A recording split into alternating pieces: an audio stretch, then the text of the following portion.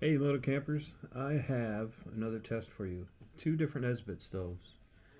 We have this triangular Esbit stove with the Esbit insert. It was also made to use this transient knockoff Esbit stove in its place.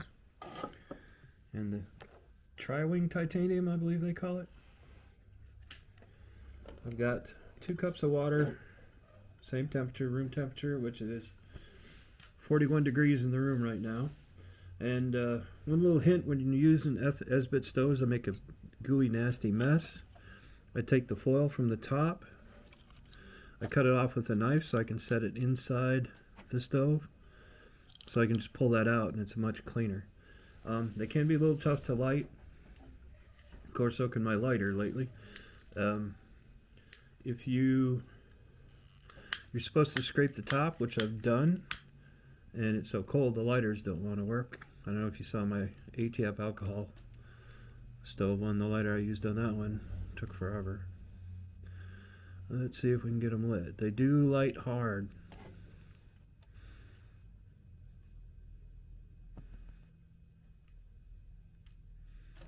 Okay, I got a burn going there.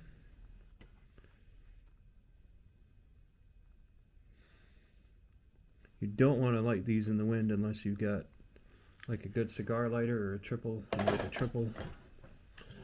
Okay, this one's got a jump start on it. You can see it's lit. They take a while. We'll see what happens here. I've tested them both before. Move the monitor out of the way here. Get down here. Looks like the one in the triangular stove is already taken off with a little more gusto than the other one. See if I can zoom in a little bit here. There we go. So that retained heat inside really kind of supercharges it. So to be fair, I should probably put a windscreen around that one just to make them a little more even.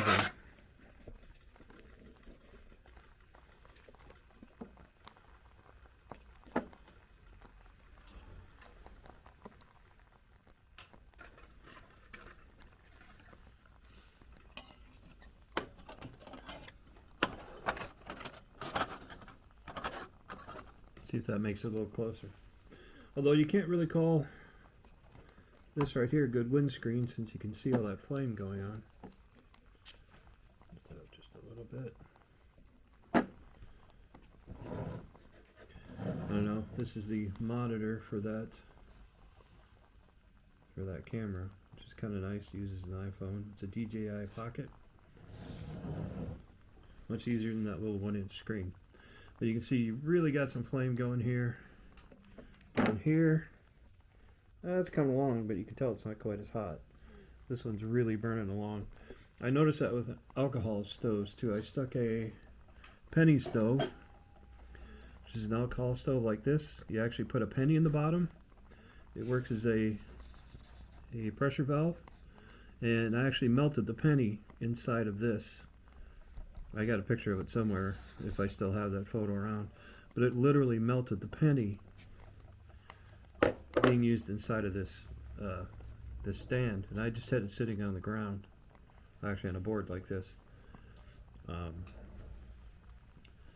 it got so hot in there the penny melted. Okay. Thing is, with all the heat coming off of this one, you just have a few big bubbles. This one you've got a lot of little bubbles. That's probably a dirtier stove, dirtier cup for all I know. They've been sitting out in the shop. A little bit of sawdust. We'll see how long this takes.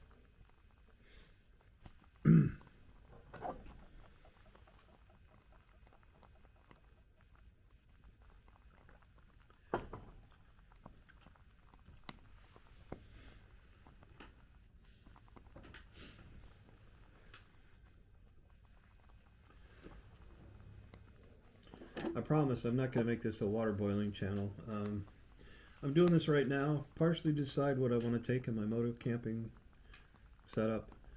I don't know how much moto camping I'll actually get to do. I get to go riding, you know, weekend days here and there with the buddies, and I love to camp anyway. So I'm hoping to get out for nights here, there, and I'll probably mess with different setups, but just kind of fun to test all this stuff again. It's been a while. I used to be big into alcohol stoves, making, obviously I'm into stoves with all the piles of stoves you see here.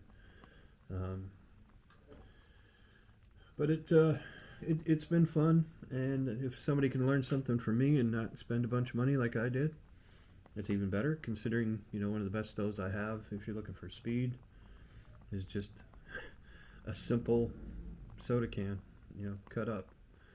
So, well, they're coming along.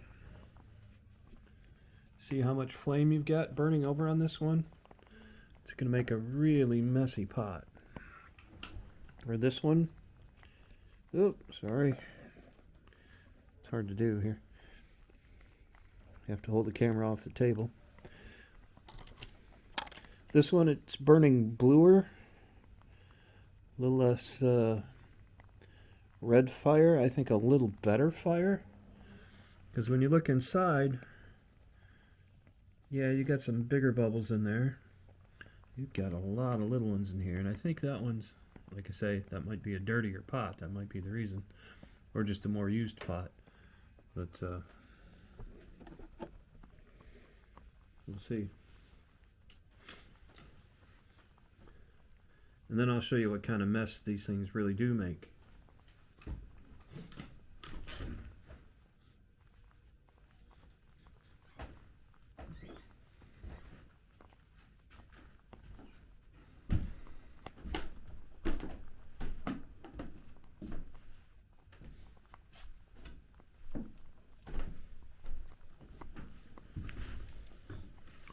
Well, I was looking for a paper towel, but that ain't gonna happen.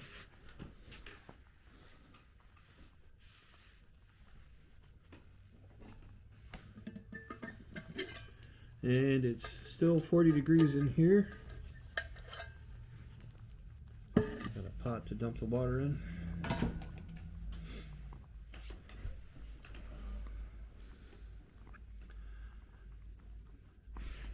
This one looks a little smaller. You can tell it's definitely burning harder. But I'm not, doesn't seem like it's getting any closer to a boil, where this one is looking much closer.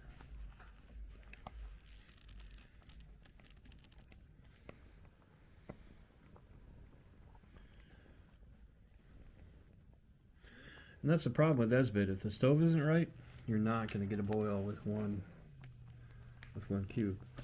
I fried eggs on a single cube using this little guy here. No problem. But water has a lot more thermal, I don't know if you call it thermal density or what, but you can see how long it takes. Frying eggs, I would have had it done, and they would have been long done. I'd have blown it out on this lower one. On that one, the way it's burning, maybe even faster, I don't know. But this one's getting way closer to boil than this one. This one just seems to be wasting its heat by pushing it out to the side. So that looks like a prettier flame, like it's getting more action, but this seems to be doing a better job.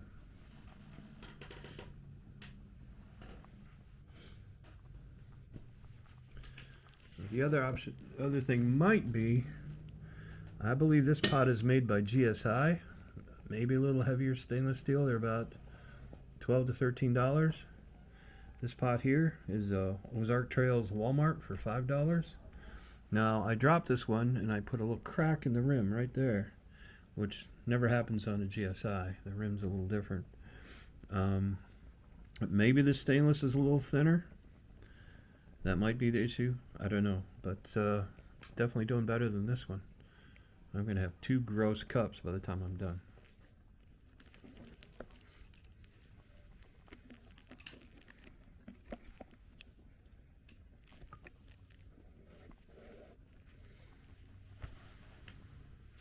Oh, if you've never burned Esbit, before you burn it, it kind of smells a little bit like shrimp and something else. Oh yeah. Take a look inside. You see the little fire brick there? It's just about gone. And this one we probably got. Oh, sorry. I just set this up exactly wrong. There we go. This one you've got quite a bit left. So it looks like this one's close to a boil, and this one's just kind of hanging in there. I think we're good. Yeah, we're definitely. See if you can see how much we got left in there. On this camera up here. That's just a little stub left. And this one got quite a bit left. And that's why I like these little titanium wing stoves. They don't look like they're working as hard, but it's much more efficient heat-wise.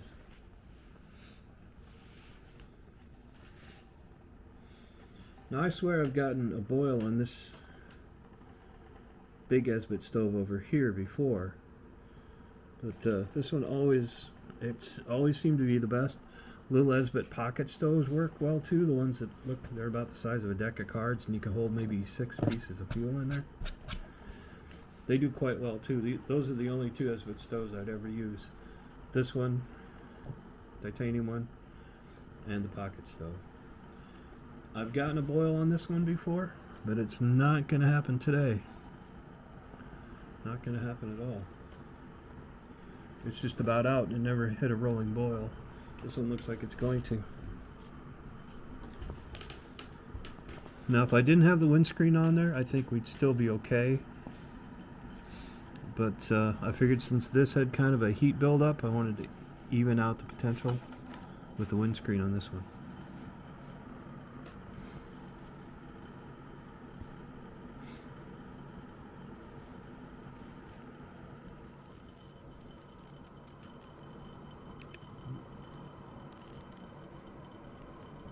You can hear that one starting to get close, and this guy is just starting to cool down now. It's still burning, but not really.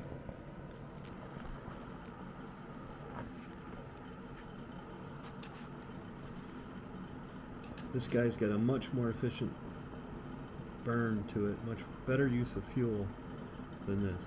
So, to me, this is the ultimate Esbit design.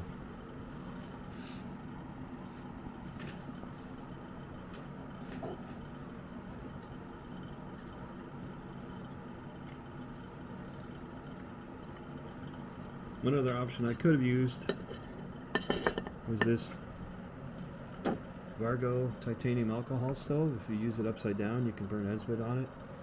I haven't done it. I didn't want to make a big mess out of it. It's a good stove, but I'd rather just take something else.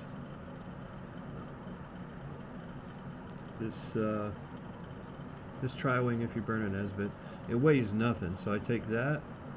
I like to take this alcohol stove here and this titanium wood stove, and the combo works great.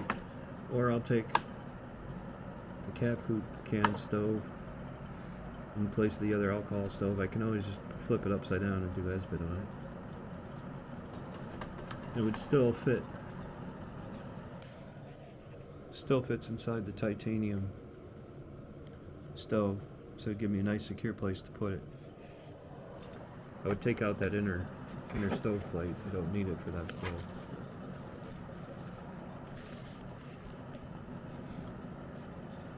Look at that. Starting to get a boil. A real boil.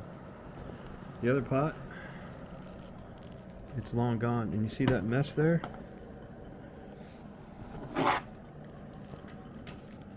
Where did I go? There we go.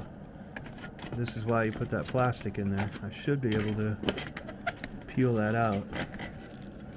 See how clean that stayed? Otherwise, it's going to look like that.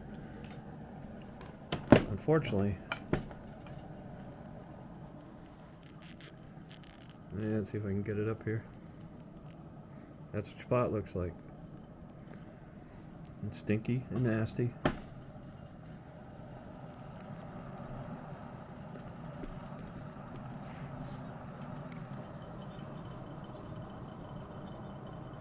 That's enough boil to make safe water. It's enough boil to make different kinds of food.